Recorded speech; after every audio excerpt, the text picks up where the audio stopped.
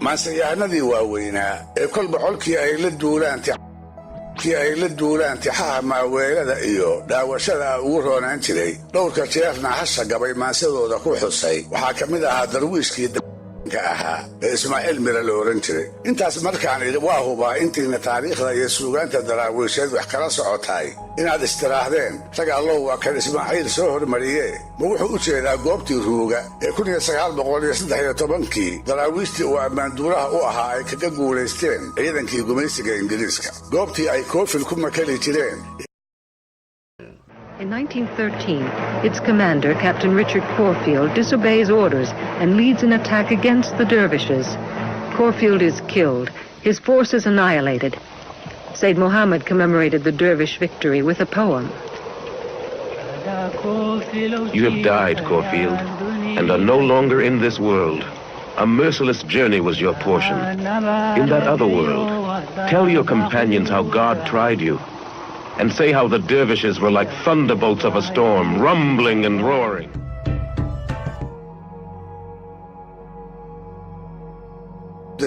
ay iyagu u adkaadeen. waan hubaa inaad istiraahdeen toloma wuxuu u jeedaa markuu taleex ku soo noqday gabaygii xog waranka ahaa ee sayid maxamed uu ismaaciil ka hortirin jiray kana kici jiray annagoo taleex naal jahaad taladii soo qaadnay 700 oo darwiish togatay neef doora. sayidkayagu tii uuna yidhi toro ku heensaynay shakadaha intuu noo tabaday noogu tacabqaybi ilaahay ah tabantaabiye ducada noo tuumi. gabaygii uu ku sheegi jiray 11kii haraade uu isagu geylaa ka helay hasha gabayna intuu ku xuso uu ku oran jiray 10 gool tabaadiga dhigay iyo 10 unugooyo iyo 10 tiftii hore rimay oo taani lagu qooqshay iyo 10 abeer towlano tikhilka qaalmooda iyo 10 irmaano aniga la igu taageeray iyo taan eryoon jiray markay 10 tahee joog been laguma tooqiyo afaan taabad noqonayne intaa xarunta waa tubay xaq waa lagu taraadaay.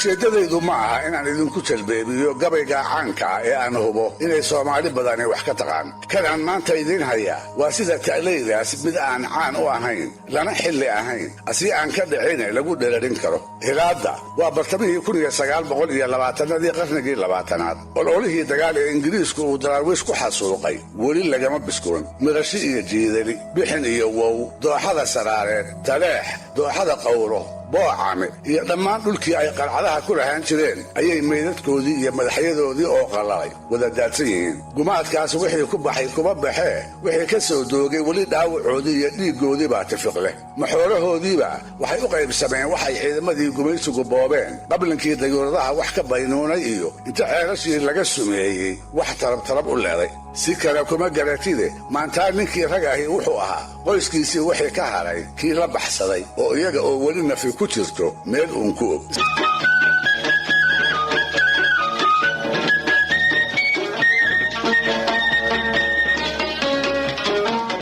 ismaaciil mira oo tan iyo maalintuu garaadsaday aan daraawiish dhinacna u dhaafin ayaa ka mid ahaa dadkii aan gumaadkaas ku bixina ka noolaaday. isaga oo aan neef adduunye lagu ogayn xabsiga berberana laga soo daayey ayuu ku soo dhex dhacay qoladii uu ka dhashay oo muddo dhowr iyo 20 sano ah aanu ku xeer iyo xeratoona ahayn. gabyaa magac dheer buu ahaaye waa loo xoologooyey. neefneef irmaan oo uu carruurta u maalo ayaa lihi iyo maal labadaba loo siiyey. taasise uma noqon deeq intuu isku halleeyo uu reer ku dhaqan karo. soo kolka inuu xoogsadaa lama gudboonaan. ganacsi iyo dukaamo wax lagu gado, beero la fasho, dhoof dabadeed iyo carro edeg alaab laga soo rogo, intaasba soomaalidii uu ismaaciilla xilliga ahaa aqoon badan uma lahayn. sidaa darteedna xoogsiga keliya ee ay tiqiini wuxuu ahaa dhaca geela oo waayaabe aan bulshadu ceeb iyo xaaraantoona u arki jirin.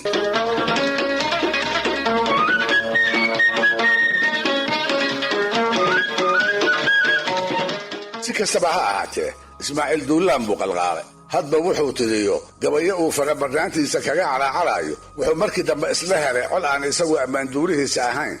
uu gabyaagiisa yahay. baad iyo biyo wixii saad ay heli kareen intay awrta ku rarteen ayay galbeed afka saareen. agagaarka ceelka Caynabo ayay ka duuleen. dhowr toddobaad kadib ayay isa sii taageen halkii geerasha loogu baytiyey. mase waa cilla ciirsila show inta laga digniin helay baa laga farxaday, geerashiina laga qaxiyey. kolba nin socota ah waxay inta qabtaan waraystaanba bishii ay duuleen teediyahan baa u bilatay, iyaga oo tuludna allaha ka dhigay aan neef qurina u soo gacan gelin. anficii ay wateen baa ka dhammaaday. markaas bay midhihii geedaha caloosha ku aamusiiyeen. maalmo kadibna intay haamihii iyo heeryadiiba ka tuureen bay awrtii u rarayd birtii kala maarmi waayeen. fiiq meesha la yidhaahdo iyaga oo aad ugu rafaadsan ayuu colkii Ismaaciil ka duraantay inuu tiriyo gabay dhaawad uu eebba kaga baryaayo geela ay doonayaan inuu gacantooda ku soo rido, iyaga oo u ballanqaaday haddii wax la helo in hasha gabay uu isagu qaadan doono, maanseyahanada kale ee colka la socdaana aanay kula murmi doonin.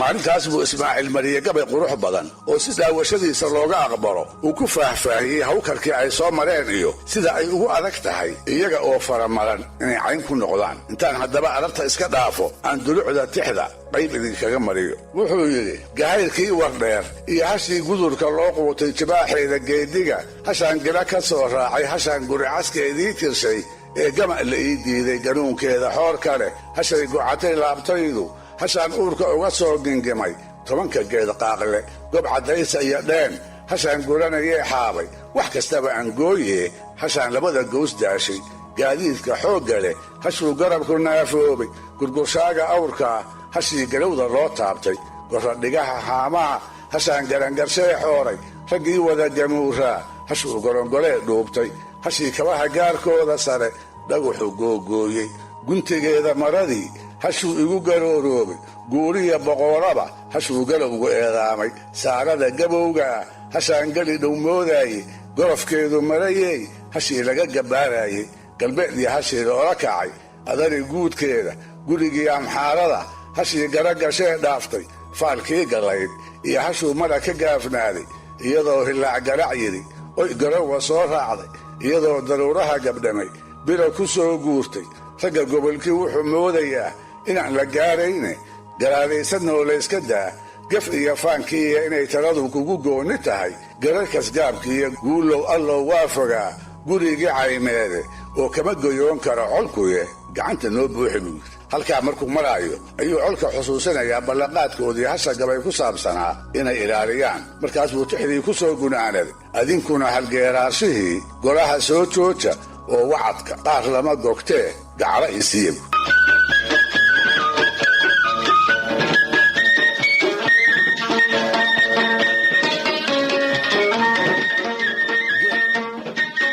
dhegaystayaal, soomaalida inteeda maansada jeceli siday la socoto, Ismaaciil Mire waa gabayaagii darwiishkana ahaa ee Sayid Maxamed iyo halgankiisiiba markii la xusuusto isagana lala xusuusto. wuxuu ka mid ahaa dagaalyahanadii geesinimada ku tilmaanaa, dulucda dagaalkii daraawiisheed raggii aaminay ee weedha hoggaamiyaha iyo wuxuu u xusul duubayaaba ay la hagaagsanayeen. markii aanu col duulinayn wuxuu madax u ahaan jiray koox wardoonka lagu jaaday oo dhaqdhaqaaqa ciidanka gumaysiga indhaha ku jirtay, kolba taladii uu maagan yahay dhab u soo ogaan jirtay, dabadeedna iyada oo tifaftiran wadaadka u soo tabin jirtay. waxay ahayd hawl dhib badan, asii guulihii badnaa ee daraawiish u soo hoyday iyada lagu gaaray, jabkii isdaba joogga ahaa ee ciidamadii ingiriiskana sabab horaad u ahayd. col iyo duulaan wuxuu ku jiro oo fardihii uu ku gulfi jiray ay ka cawdaanba, isaga oo aan is ogayn ayuu dhaafay xilligii barbaarnimada. raggii ay isku guga dhasheenay dhammaan wada guursaday, qaarkoodna carruuro kala baha ayayba leeyihiin. isaguse dirirta gumaysiga mooye dumar iyo haayadoodba ma hayo. ingiriiska sidee baa dalka looga edyaa weeye hamigiisu, kolkuu hawl adag soo ebyaba tu ka daran baa loo diraa, hawlaarsan iyo guddoon waxaan ahaynna afkiisu maro.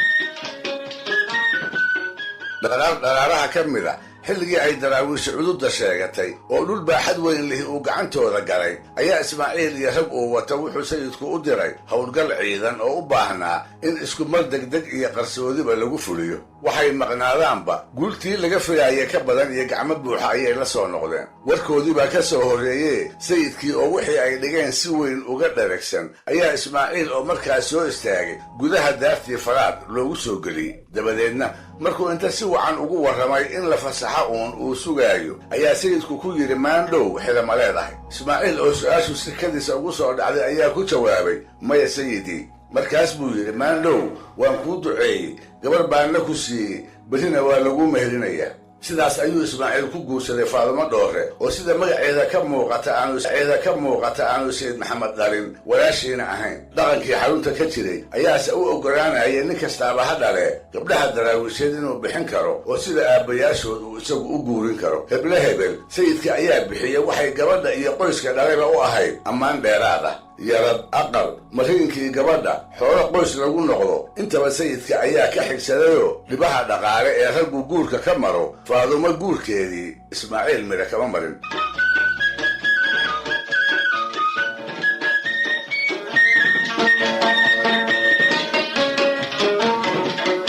hase ahaatee guur kadib siduu raggu reerkooda ugu xasilo isagu uguma xasilin habkii hore ee noloshiisa wax qumani iskama bedelin hadday faadumo la ahayd sida ragga kale inuu waaberigiina xoolaha iskinka aan la dibadbaxo fiidkiina uu la soo hoydo way ku gabsanayd markaas baa haddiiba gabadhii walaac ku beerma nin xun ma aha imana nacbee muxuu iigu hakan la'yahay ayay keligeed in badan isweydiisa waa runteedo markii uu la joogo weji furan bay ku qabtaa wuuna kuulkuuliyaayo iyaga oo aan wax badanba wada joogin waa kii faadumo xabado ula baxay bilo kolkii uu maqnaadaba garab buu carraabo ku yimaadaa habeen ama laba kolkii uu hoydana waa ka jarmaadaa ama ka boqolaa marmar ayuuba ka bil maqnaadaa kolkolna 2 ilaa 3 sano ayayba muddadu gaadhaa markii uu yimaado inay aragta un mooye dhaqankiisaasu ma ahayn wax ay ka caban karto waxay og tahay inay ceeboobayso haddiiba la maqlo maqnaanshaha ninkeeda iyada oo ka hifanaysa waxaa lagu xaman lahaa nin jacayl iyo dirirta gumaysiga ee loo wada heelan yahay inay iyada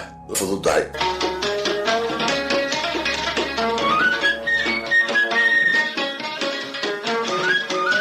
waxay sidaas ahaataba galabtii dambe ayay daraawiish aqalkeeda meel aan ka fogeyn isku warsanaysa waxay faaduma ka ogaatay wax yar ka hor inuu ismaaciil xarunta soo galay oo daartii faraad uu sayidka la joogo haddiiba waxaa ku soo dhacday su-aal markii dambe la siloonaatay oo ahayd oo hadduuba taleex soo gaaray muxuu reerkiisa ugu soo hormari waaye waa su-aal ay ku gabsaneed maxaa yeelay dhaqanka daraawiisheed kuma jirin ammaan duule soo galay inuu aqaladiisa ku hormaro waxaa xeer ahayd inta aan cid kale loo warramin in horta sayidka loo tago isagana la siiyo kolba wixii war ah oo ninka soo galay uu cadowga iyo cawaankiisba ka sido ismaaciilna wuxuu ahaa nin daraawiish ku barbaaray oo hiddaheeda yaqaane sidii ku habbooneed ayuu yeelay markii uu faraad balleeyey faaduma iyadu kabil waa gaari laga maqnaaya qalqaalo degdega ayay gashay ilaxidkii uu seexan lahaa iyo ardaagii uu ku cawaysibi lahaaba way u saxartirtay kaydkii ay u dhigtayna way soo dhowaysatay cabbaar kadib iyada oo weylaalis cusub ardaaga ugu filinaysa ayay xagga qorraxdhaca waxay ka bidhaansatay nin faras ku jooga oo dhinaceeda ku soo socda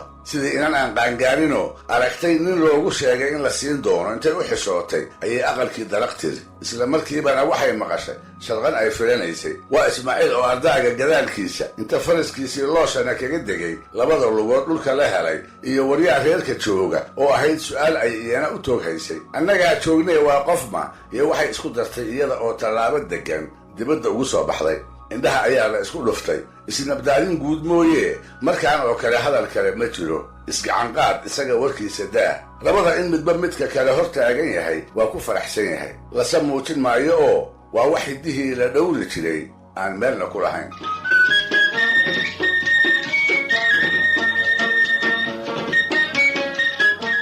koob shaaha isaga oo inta cabbay weylaalistii isku kala bixiyey ayaa waxaa la soo joogsaday nin geeya ku jooga oo sayidka farriin ka wada ismaaciil bal ii soo joogsa ayuu yidhi isaga oo aan neef tegin markuu u sheegay in sayidku u wacaayana ismaaciil wax kale ma odhanna wuxuu ninkii weydiiyey ikhwaanow halkee baad u malayn in la ii diri doono dambaarwadihii baa ku jawaabay la iima sheegin waxaase la hadalhayay ciidan aad waayeel ka tahay aniguna aan ku jiro oo daraawiishta beledweyne lagu xoojinayo. sow ma aad maqal inuu talyaani banaadir ciidama ka keenay kadibna ay daraawiishi buulo birdarra kaga laysay? maya ma uu maqal. maantuuba burca iyo beer ka soo galay webi iyo wararka hiiraan sidee bay ku soo gaari karayeen? waa sina waan kaa daba imaanay sii soco intuu darwiishkii ku yidhi ayuu helheshay oo kabihii oo uu koldhow iska bixiyey haddana ilada faadumo oo hortiisa ka muuqata ayuu milicsaday. war oo idil maqashay wayna og tahay hadalka sayidka hawraarsan mooye inuusan jawaab kale lahayn. wuxuu ku yidhaahdo isaga oo garan la ayay iyadii u irda bixisay oo waddadii hadalka u iftiimisay. waxay ku canaanatay isaga oo biro dhan ka maqnaa oo galabta uun carraabo ku yimid inuu haddiiba ka shaciirto oo isaga oo aan habeenba u hooyan uu reerkiisa ka tago.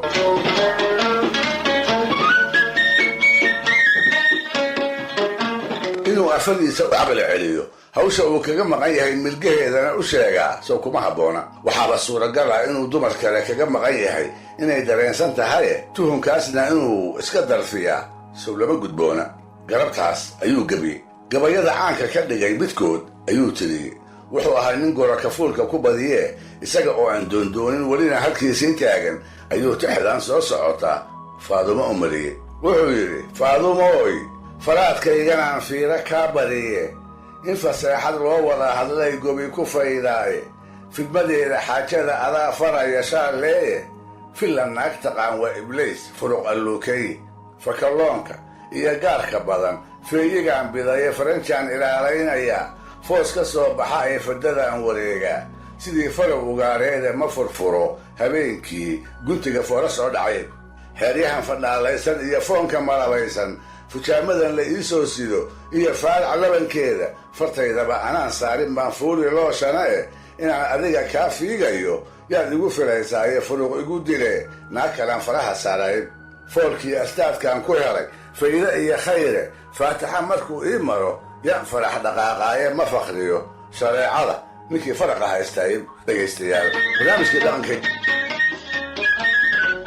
dhegaystayaal haddii aan la waayin waxaa erga walba hormari jiray gabyaacaana iyada oo la rumaysnaa xaqa ay ku raad joogaan in qolada ka haysa uu aftahamadiisa kaga soo dhirindhirin karo. maanseyahanadii waaweynaa ee ergeeyey gabayada laba ilaawaanka ahna hawshoodii ku waariyey waxaa ka mid ahaa cali dhuuxoo in doora oo maansadiisa ay soomaalidu dhab u taqaan sidaa darteedna ka deeqtoon inaan halkan waayihiisii idinkugu faahfaahiyo. muxuu haddaba cali dhuux ka ergeeyey? goorma ayay ahayd gabaygii oo arrintaa ka mariyeyse kumuu ahaa? hor iyo horaanba goortu waxay ku aadan tahay sannadihii u dhexeeyey 1920 ilaa 1930. waa daraawiishtii sayid maxamed xilligii ay ku jabtay gacmaha gumaysigii ingiriiska iyo soomaalidii la jaalka ahayd ee uu askarta ka dhigan jiray. dil iyo dhacba waa saraakiishii gumaysigu xilligii ay xalaaleeyeen dibindaabyada ciddii ururka beri ka tirsanayd, ciddii jeer garabka u noqotay iyo tii loo malaynayay inay weli niyadda ku hayso intaba. waa ceeshooda xilligii la sumeeyeyoo waa goodiga nugaaleed xilligii inta gumaysigu ku soo fiday uu ka sameeyey maamuladii degdega ahaa ee si loo qabjabiyo geyigii lahantay iyo uunkii ku noolaaba gacanta birta ah ee aan sharciga cuskanayn lagu dhaqi jiray. si kale kuma garatide waa ismaaciil mire xilligii uu marin jiray gabaygiisi caanka noqday ee dhextaalkiisu ahaa ragow kibirka waa lagu kufaa ee kaaha la ogaado.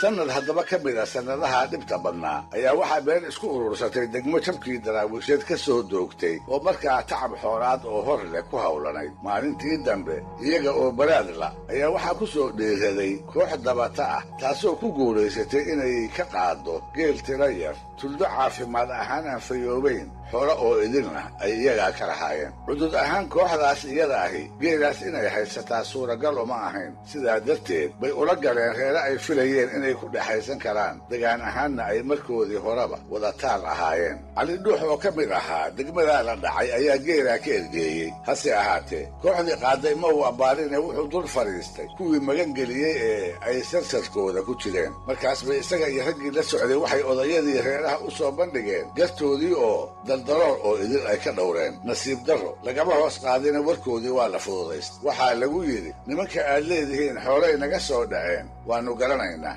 iyaga oo geela wata ayayna mareen in la weydse isku aanu ahayn kolka erge yahay hadda iska noqda oo wuxuun baannu ka soo celine annaga naga warsuga jawaabtaasi cali dhuux iyo raggiisii kama ay daadegin cayaayir hadal inay tahay ayay u qaateen maxaa yeelay waxay ogaayeen geeru inuu dhow yahay inaan weli la qaydaayeen geeru inuu dhow yahay in la saanyado loo ballansan yahay isla markaasna kooxdii soo qaaday iyo kuwii loola soo galay labaduba ka saami qaadashadiisa ay u sinaan doonaan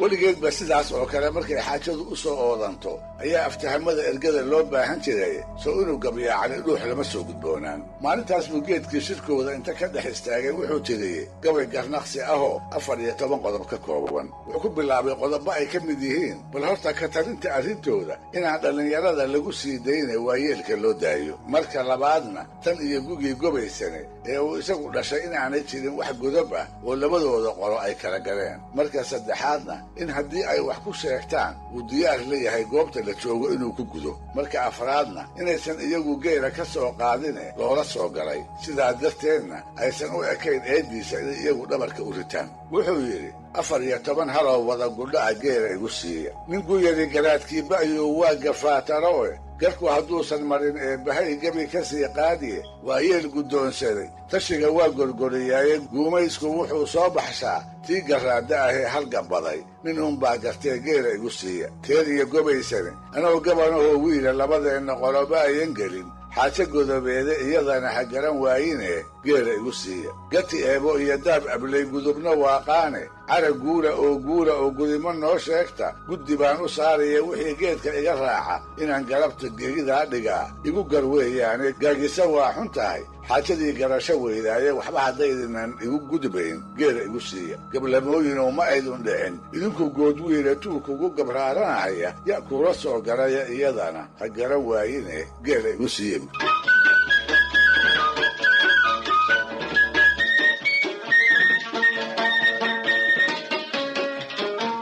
taasi kuma fille weli waa inuu dabeebtaa ragga uu la hadlaayo ee uu geela ka doonayo waa inuu u qaraabo sheegtaa waa reer abtigiise waa inuu xusuustooda ku soo celiyaa inay iyagu dhaleenoo ashkira oo hooyadiisihi ay guryahooda ka soo jeedo hadday taas ugu soo loodsami waayaanna waa inuu ku cabsi geliyaa isaga ma ahee inay jiraan 4 rag ahoo isla reerahooda ku abtirsada hooyadiisna ay isaga dabadii dhashay waa rag degaankoodu dhow yahay lana sheegay inay cara wada degsiisay gaar ahaan maxamed cumaroo weer caddi madaxa ugu xiran yahay tan iyo maalintuu maqlay walaalkii cali dhuux oo dhacani inuu degmada gees kaga jiro mar kale waa inuu dareenkooda ku ridaa haddii halahaas tirada yar tayadana xun ay haysadkooda ku adkaystaan inay eedi doonaanoo hareerada iyo horweynka xeryaha uga buuxa ay salfan doonaan mar kale waa inuu gartiisa ku xulfan doonaan mar kale waayahay haddaan la siinin inuu tirin doono gabay colaadeedkii lagu yaqiin dabadeedna ay gooba ba'anay xigi doonyaqiin dabadeedna ay gooba ba'anay xigi doonyaqiin dabadeedna ay gooba ba'anay xigi doon ku badbaadi karin wuxuu yidhi gaadh iyo barkimo reerahay gogoshu ii tiiranimay gabadhi keentaan ee geela igu siiya 4 inagolyaad oo gudboon yaan gelbinayaaye geeddayna igu raacayaan guluf colaadeed ee geelaashihii maxamed cumar xiray gambool weyne intaanan gaadhin gowgaa ilaalo geela iyo celiya halaha golaha muruxsan ee gindigu laastay nimanbaabay guuye u yihiin gaajanuu qabaye goolka iyo qaalmaha gorshiya rimada gawdiidda sidii galow haruur bay u guran guuto caylaye iyadana ha garan waayinee geela igu siiya guboo kale haddii aan tirsoo qoladii guubaabsho nimay guuli raacdaba wallaa laysu gelayaaye gudubtayda lama haysan karo maalin gelinkeede iyadana ha garan waayinee gelinkeede iyadana haiyo guyaal godobi kaa raagto marunbay dakana soo gashaa gacantii oodnayde iyadana ha garan waayine geela igu siiya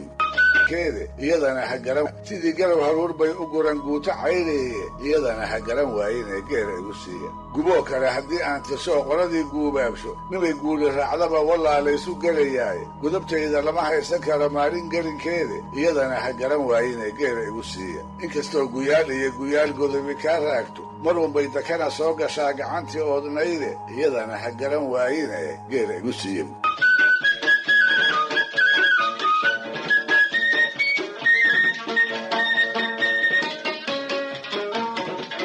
dacwigaas ku larayaa laba qodob oo gundhig uga dhigay. midi waa inuu ka soo jeedo reere aan laga maarmi karin oo abaalkii loo galo beri ka maalin gudi kara, taasoo ay ergadoodu ku mudan tahay in loo tixgeliyo. midda kale in loo sheego war cad oo ku saabsan in geela ay doonayaan isla maalintaa gacanta loo soo geliyo amaba si caddaana loogu diido. wuxuu diidayaa labaclabacda iyo waagii baryaba naga war dhowra in lagu maaweeliyo. markaasuu yidhi guntaan ahay lagama maarmi karo, maalin gelinkeeda galab qura abaalkan gudaa waa idin gaadhaaye iyadana ha garan waayinee geela igu siiya. gari kama maraasnaan u fidi geella ii noqo intaad gaar isugu joogsataan gobo'da ii sheega, haddii geela la isiin lahaa galabta hay raaco, haddii kalese caawaba guda godobayeelkeeda.